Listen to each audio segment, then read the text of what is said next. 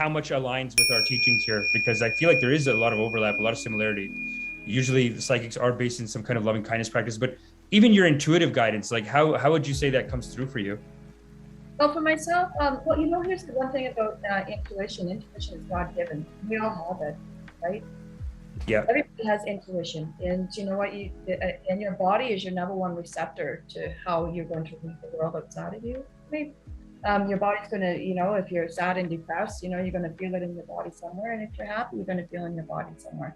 So, but it's how we practice it. That's all. I mean, you can be a psychic or a medium, or just as much as I can be, or the person next door. But it's a muscle that needs to be worked. So, and some of us are a little bit more sensitive, which would be like the word empath. You know that empath, right? Empathic. I always said empathic means that you can sense other people's emotions. Oh, 100%. But you know what? But what happens is it's like a wide open magnetic field, like your open magnetic field, because talking about love, that your heart is your number one energetic magnetic field in your body, and it resonates for 6 feet outside your body, right? So, but yeah, so your intuition, it works with all this. So your body works with all that. So being an empath means that you can feel and know all these things. So if you're in a group of people and you're just wanting to get the hell out of there because you're taking up much people's shit, that's basically what it is. It's because you can feel them, their negative energy, you feel all that crap, right? I just hate being around my family. They're so annoying. I just walk in the room and I know they're doing some judgment. I feel it too. I feel it, bastards, right? Yeah. But yeah. You know what? I've been an empath my whole life. So, I mean, I know when someone's bullshitting me. It's like the old saying goes, you can polish a turd, but I still see it. It's a turd. So, yes. So it's one of those things. And that's being intuitive means that you know how to hear that voice. Then that voice really comes from the place of spirit and not the place of ego, right? Yes. So one of the things I've noticed a lot, so I do a podcast about like get rich quick schemes and stuff like that. And I have noticed that there's so many in the spiritual community, including like some of the greatest teachers like Osho. I listen to a lot of his stuff. Incredible. I mean, technically you could say a cult leader, con artist. I mean, so many of them were. How do you reconcile it? Like when someone seems to have this incredible power and then they're saying, oh, but join my get rich quick scheme. Do you see, because I find a lot of people in the spiritual community, they almost see it as like, well, I don't want to go to negativity. So they just don't touch it. No. You know what? It's funny that you said that, because here's the thing about being spiritual. Being spiritual means that you're content with oneness. It means that, you don't put yourself in any organized religion, like Christian, Catholics, Buddhism, whatever it is, that the Quran, whatever it is that you're following. You don't really follow that set structure. For myself, spirituality means nature. It means that's my religion. I go to her because she's all life-giving, correct? Yes. And then I don't have judgment on other people. But when these get-rich schemes come around, I mean, come on, in all honesty, richness comes from knowing oneself and having self-worth, right? Yes. If you don't have self-worth, self-love, and value, then what the hell makes you think that you're going to attract money? Right? There's so many. Oh, there's so many bullshitters out there. And I find a lot of people actually hide behind religion. And it's just like, I don't know. So many great like law of attraction coaches. It's just like incredible loving kindness teaching. And then at the end, or meditation, incredible. You're like one with the Tao, one with the source, infinite loving kindness. And then they'll be out of these seminars. They'll be like, okay, who's going to sign up for $5,000 package? Sign up for let's show the Tao we mean business. Yeah. Like I said, you can polish a turd. I still see it. It's a turd, right? But that's where I mean, the one thing about I think people forget that we have universal laws. The universal law of give and receive. I mean, both money and love is meant to be given and received.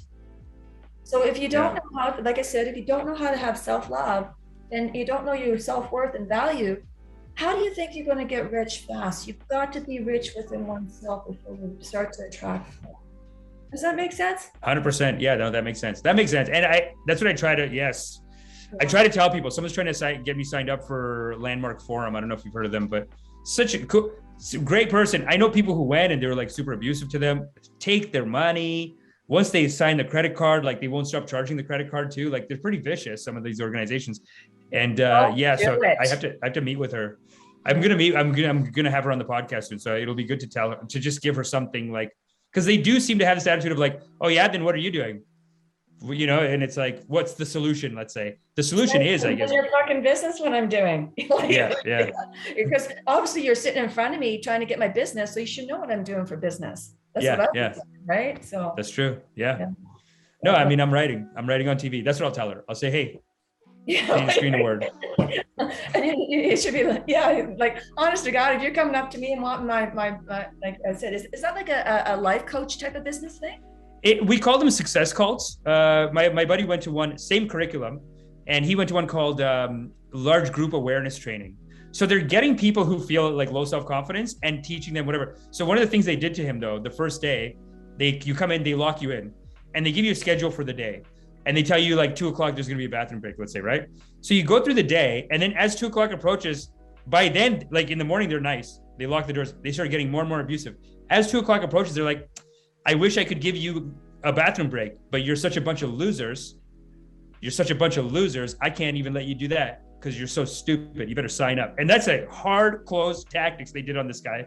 And he signed up. We had to get him off the program. He was on our podcast. Oh, kidding. Yeah. No, that's and see, when I think of these little groups, because my husband and I, like we're in British Columbia, and we bought a piece of land and we built a cabin this year, and it's our land, right? And so we got 7 acres there, and we had a big radical religious group move in behind us. And, here we go. There goes the neighborhood. Well, you know what? And it's funny because I call it Satan's dusty ass crack up there, because it's so dusty, and and they're doing their kumbayas and stuff like that. And I'm okay with that. But when you're pushing your agenda on other people, and you see all these people going up there willingly, and the people that are running it are just snakes in the grass. You know that, because they've lied to our face so many times, They sly, eh? Yeah, and you see all these innocent people going up there. And the first thing I think of is mice. They get into things, they're disruptive, they pee and poop on everything, and then you got to throw everything out and clean it up, right? So those groups, I would do a hard no. I mean, if your intuition's coming out and saying there's something wrong here, I would do a hell no and walk away. Yeah, no, I just love myself too much. Sorry, And that boils down once again to self-love, self-worth.